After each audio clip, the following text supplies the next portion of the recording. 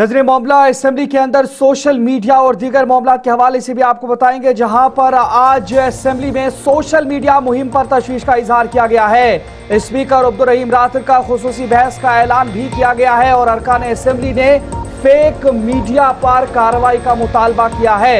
Information department में monitoring cell कायम किया गया है। ये काबीना वजीर सकीना यतूब की जानिब से असेंबली के अंदर अरकान को जानकारी भी दी गई है। जम्मू कश्मीर कानून साज असेंबली में सोशल मीडिया पर अरकान असेंबली के खिलाफ मुबैना हत्याकामेज और गुमराह कुन मवाद की तशहीर पर हुक्मरान और अपोजिशन अरकान ने शदीद तशवीश जाहिर की है, जिस पर स्पीकर अब्दुल रहीम रातर ने मौजूदा इजलास के दौरान इस मामले पर बाज़ाब्ता बहस करने का ऐलान किया। वक्फे सवाल के दौरान बीजेपी के एमएलए आरएस पठानिया ने बाज ऑनलाइन पोर्टल्स पर बेलगाम किरदार कशी मुहिम का इल्जाम आयद करते हुए कार्रवाई का मुतालबा किया, जिस पर स्पीकर ने 12 मौसूल होने वाली शिकायत का हवाला देते हुए महकमे इत्तलात के इन्फोर्समेंट विंग को मुतारिक करने की हिदायत दी है। सीनियर रहनुमा और काबीना वजीर सकीना मसूद यतू ने मसले को संगीन करार देते हुए कहा कि फेक मीडिया और फेसबुक मीडिया काबू से बाहर हैं और अरकान को खुद एहतसाबी का मशवरा भी दिया।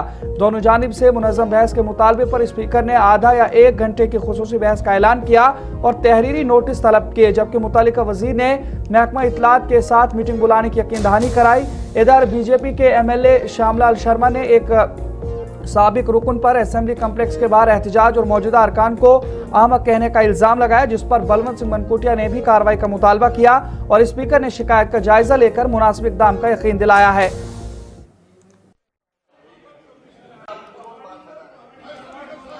उन्होंने पूछा था कि कितने लोगों को जो है अभी तक इसमें जो है सजा या कितने शिकायतें जो आई हैं, वो मैंने ऑलरेडी इनको जवाब में दिया है और मैंने इनको भी पार्ट में ऑलरेडी बताया है कि एक मॉनिटरिंग सेल जो है वो सेटअप हुई है directorate of information and public relation से, जो मॉनिटर करते हैं कि फेक एंड मिसलीडिंग न्यूज़ जो होती है, as soon as any fake misleading news is identified by the media monitoring cell, वो ऑलरेडी इसमें कहा गया है। लेकिन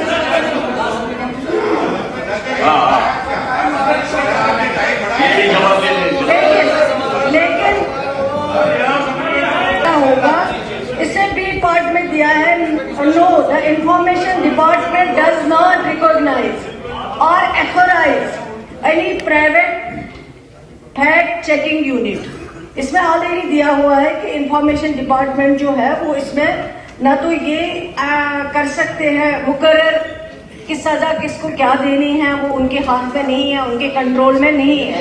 लेकिन सर मेरी भी आपसे इसमें गुजारिश यही है कि इसके लिए जो है इंफॉर्मेशन डिपार्टमेंट के साथ जरूर मीटिंग करेंगे।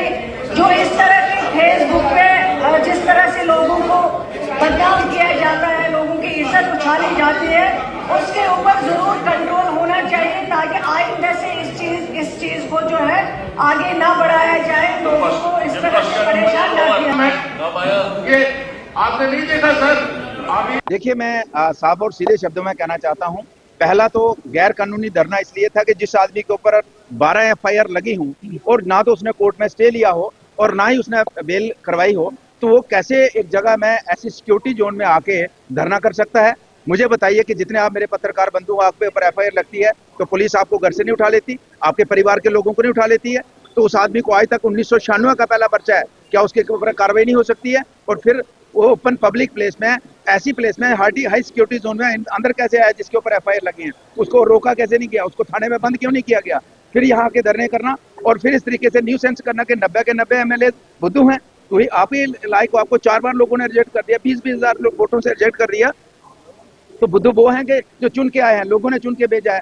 फिर आप कहते हैं हवाला के पैसे से इलेक्शन जीता है मैंने। अब तो मैं कोर्ट में उनको, उनके साथियों को जिन्होंने ये एलिगेशन लगाया है और जिन मीडिया वालों ने ये खबर छापी है, मैं सभी को कोर्ट में घसीटूंगा। This is unfortunate. हम सोसाइटी में नहीं रहते, मेरा परिवार नहीं है, मैं समाज का बंदा नहीं हूँ, मुझे समाज में रहने का। हाँ, अगर किया किसी के पास प्रूफ है तो छापिए। अगर आप झूठे एलिगेशन लगा के मीडिया अपने टीआरपी बढ़ाने के लिए इस तरीके की खबरें छापूंगा, मैं सारे मीडिया को वालों को भी मैं खड़ा करूंगा और उस बंदे को तो करूंगा ही। आपने बात किया कि उससे जिस आदमी को पूरे रूल्स पता है कि जब किसी के ऊपर एफआईआर लगती है उसको क्या करना चाहिए, उसके बाद वो असेंबली के अंदर उस परमाइसिस में आता है और फिर सारे एमएलए के ऊपर एलिगेशन लगाता है, फिर वहां पे जिसके ऊपर एफआईआर अंदर कैसे आया, धरना कैसे दिया गैर कानूनी तरीके से, वो वैसे गैर कानूनी अंदर आ ही नहीं सकता है वो तो